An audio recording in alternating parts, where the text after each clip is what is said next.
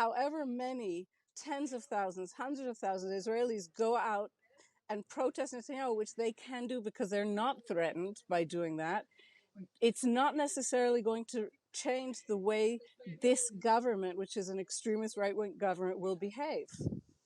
It's Henry Bonsu on Times Radio. Let's talk about the Middle East now, because an Israeli strike has hit a school-turned-shelter in Gaza City, killing more than 100 people, including women and children. That's according to Palestinian officials.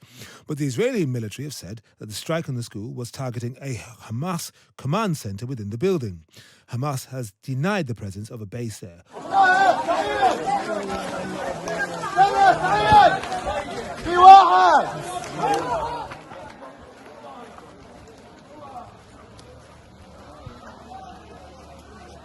Welcome to Noga Tarnopolsky, who's an Israeli-Palestinian journalist based in Jerusalem. Welcome back to you, Noga.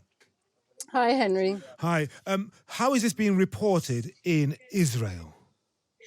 Well, it's being reported actually quite similarly to what you just described. In other words, the Hamas authorities in Gaza have said that up to 100 people may have died. There are horrific images that have come out from this strike at this school, but there are also what appear to be incontrovertible evidence that Hamas, as it often does, was using this place of refuge to try and kind of reincorporate some semblance of leadership in that neighborhood of Gaza. And the Israeli authorities say that they killed 20 terrorists who were there planning attacks, and that they believe the Hamas figure, that they said the Hamas figure of the dead is exaggerated and doesn't conform to their analysis, but they haven't released their number. And even if half the people died, even if 50 people died there, and even if out of those 20 were terrorists, we're talking about a grinding, ongoing war in which civilians are just being crushed every day. That's right. And what do you think the cumulative impact of this is, both on opinion in Gaza? Of course, they've now chosen a new leader to replace Ismail Haniyeh, the former leader of Hamas. It's now Yahya Sinwar, who is the leader in Gaza of the military wing. So you've got that, perhaps opinion hardening, and then opinion in Israel too. Right. Well, I think it's two separate things. Let's talk for a moment about these two leaders you just mentioned. Yahya Sinwar was the leader of the so-called military wing of Hamas, whereas Ismail Haniyeh, who lived in pretty luxurious exile in Qatar, was the head of what's called the political bureau, or the Politburo, the kind of more presentable political wing. And he was killed, Israel hasn't said a word about it, but ostensibly by an Israeli strike in Tehran. The Iranians are the sponsors of Hamas, like they're the sponsors of Hezbollah, and for them, this was a real humiliation. So that's in the background. Now, no Gazan, unfortunately, had a word to say about who will lead Hamas or whether they even want Hamas to lead them. Hamas took over Gaza some 16 years ago now in a very, very bloody coup d'etat. And no Gazan has voted for them for this position.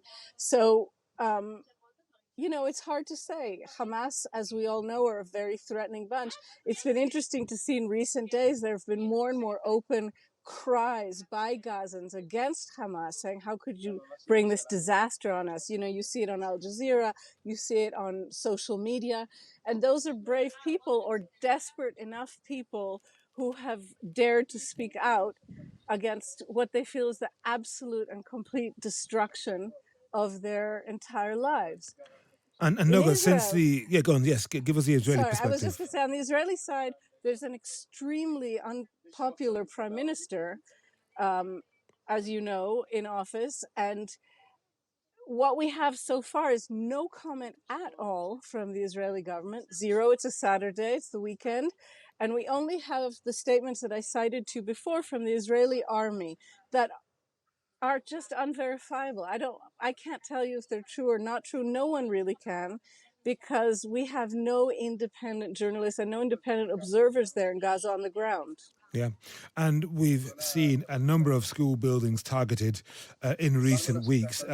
More than a dozen have been hit since the beginning of July. It would appear that if you're a family, you seek shelter, you've been told to go from one place to another, you go to a school, nowhere is safe.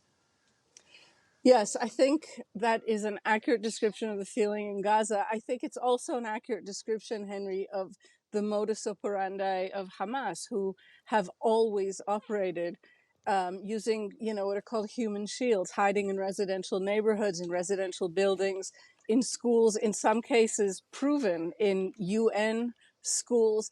And it's very, very hard to make an accounting of all this because, of course, anyone who has to deal with Hamas in their building, let's say, or in their school, are terrified of them. This is an armed militia. This is not a joke. And so you can't really expect people to, before this war certainly, to have really spoken out against them.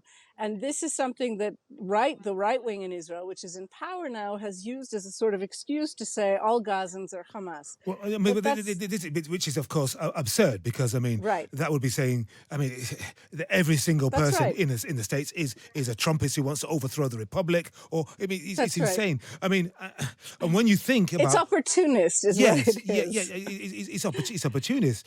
And the number of people who've been killed, well, it's now approaching 40,000. That's a very high, appalling, symbolic total. When we get to that figure, it'll be sooner rather than later, I think. Will it have any impact on Israeli opinion, do you think? 40,000? Or will they say most of them are terrorists? By the way, I think so. And we're going to see tonight, again, massive protests against the Netanyahu government and increasingly protests against the war itself among Israelis. But you have to remember, they're not controlling this. The Israeli public, the Israeli organization of mothers called Mom is Awake, for example, that are trying to, save their own kids who are drafted into the army. All of these groups who are going to come out, hundreds of thousands of people against Netanyahu this evening, this government remains their government. And the Hamas attack of last October remains an unsolved, unresolved, huge wound. And so for however many tens of thousands, hundreds of thousands of Israelis go out and protest Netanyahu, which they can do because they're not threatened by doing that, it's not necessarily going to change the way this government, which is an extremist right-wing government, will behave. Okay. Thank you very much, Noga Tarnopolsky, Israeli-Palestinian journalist based in Jerusalem. Henry. Thank you very much.